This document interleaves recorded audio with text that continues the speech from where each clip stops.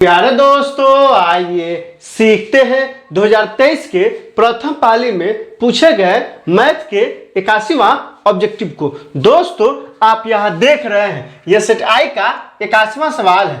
cos 60 degree plus 1 बटा में cos 60 degree minus 1 बराबर ए में क्या दिया है 2, बी में क्या दिया है -2, सी में क्या दिया है 3, डी में क्या दिया है -3।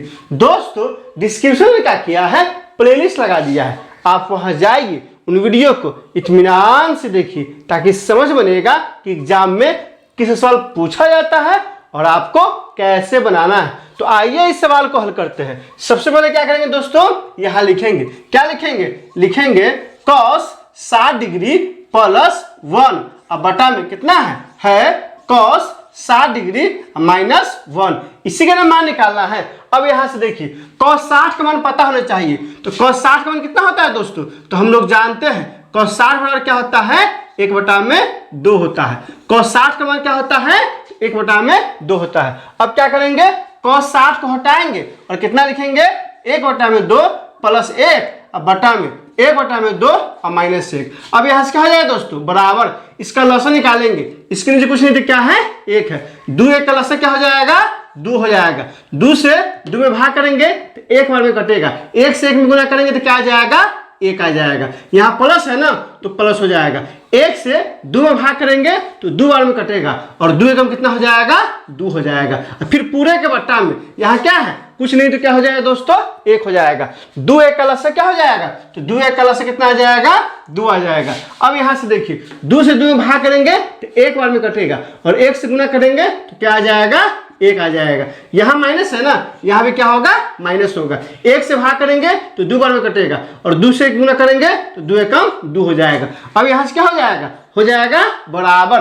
ध्यान दीजिए 2 कितना हो गया 3 हो गया, तो हो गया 3 अब बट्टा में 2, अब पूरे के बट्टा में -2 में से 1 घटेगा तो क्या होगा -1 बटा में 2 हो जाएगा। अब ध्यान दीजिए दोस्तों क्या होगा, ये जाएगा इसके साथ गुना में और ये जाएगा इसके साथ गुना में।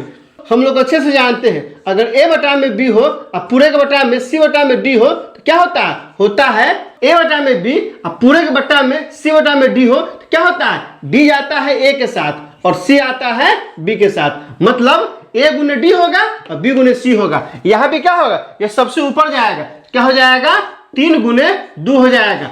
पूरे के बट्टा में यहाँ क्या हो जाएगा 2 पहले से है तो 2 और गुने -1 गुना होगा, क्या हो जाएगा -1। 2 से 2 क्या हो जाएगा कट जाएगा, क्या आ गया 3 बटा में -1, माइनस ऊपर जाएगा क्या जाएगा -3। बटा में एक लिखने की जरूरत नहीं है, क्यों, क्योंकि सबके नीचे रहता ही है। यही क्या हो गया हमारा आंसर हो गया। तो -3 को सोच में दिया है, ए में नहीं दिया है, बी में नहीं दिया है, सी में नहीं दिया है, ऑप्शन नंबर डी में दिया है। तो 81 का ऑप्शन नंबर डी हो जाएगा। दोस्तों, इसमें कहीं कोई दिक्कत है आप कमेंट करके हमें बता सकते हैं। क्या आपने सीख लिया, कमेंट करके बताइए, इंतजार रहेगा। वीडियो अच्छी लगी हो तो लाइक कीजिए, मेरे चैनल को सब्सक्राइब कीजिए, ज्यादा से ज्यादा शेयर कीजिए। बहुत बहुत शुक्रिया।